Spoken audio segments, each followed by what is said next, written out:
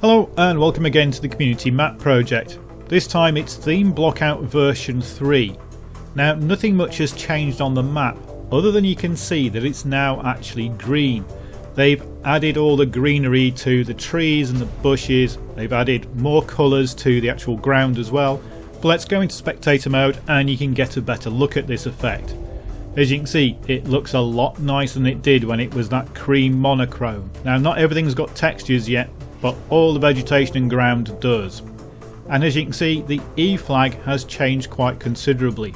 The tree plantation has gone and it's now more of a factory warehouse processing unit.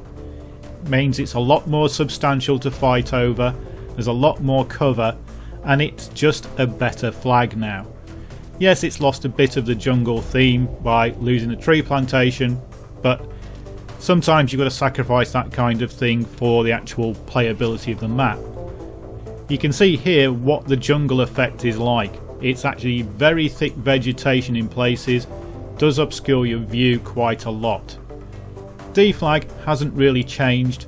You can see the log piles haven't had their textures yet. The biggest problem with this flag is the player spawns. When you hold the flag and spawn on it, you tend to spawn towards the Russian end rather than spawning around the flag. C flag hasn't really changed yet either, but you can see now how the jungle is encroaching on it. With the greenery it's a lot clearer. One thing that has changed here is this is now a tank spawn. They've removed the tanks from the team spawns and replaced them with an LAV for each side. The only tank that spawns on this map now spawns at the C flag, and that does raise the importance of this central flag. But because C is quite surrounded, the tank is pretty vulnerable when it spawns. B hasn't really changed. There's a few extra water textures, there's some more greenery, but it's still essentially the same. The cave does make it a lot less accessible to the helicopters, so it is quite a fun place to fight. Move over towards A, again you'll see that this flag hasn't really changed. The buildings still don't have any textures on them, but it is a good flag. I think once they finalise the actual layout of the flags, that's when these buildings are going to get their textures. They do have some things inside them, but not a lot. If we go into this main building, you'll see that there's some beds in here, and this is going to be set up to be a hospital. On the top floor, it's still pretty bare, although there are a few beds in here as well. So they're slowly fleshing these buildings out as they confirm their position. So let's look at all 5 flags, and my biggest gripe with this map, which was the E flag, has been addressed. It's now much more substantial, it's not just a bunch of trees and some wooden huts. I think the spawns at D need looking at, but other than that all the capture points are now pretty well nailed down. I think replacing the tanks in the spawns with the infantry fighting vehicles is good because they're a bit more manoeuvrable, they're a bit more vulnerable.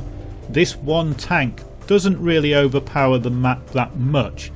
Yes, it does mean you have to make it a priority to take it down, and you do have to prioritise holding C so that you get the tank when it spawns. But this is mainly a high cover infantry map, and one tank doesn't have that much effect. They still haven't put any water vehicles on this map. In fact, we've still got motorbikes spawning under the water at B. So I'm not sure if they're going to go rib boats or if they're going to go jet skis.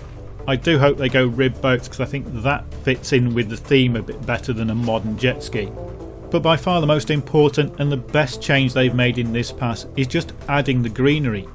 By giving the trees and the bushes and the ground more texture, you really get a sense of what this map is going to look and feel like.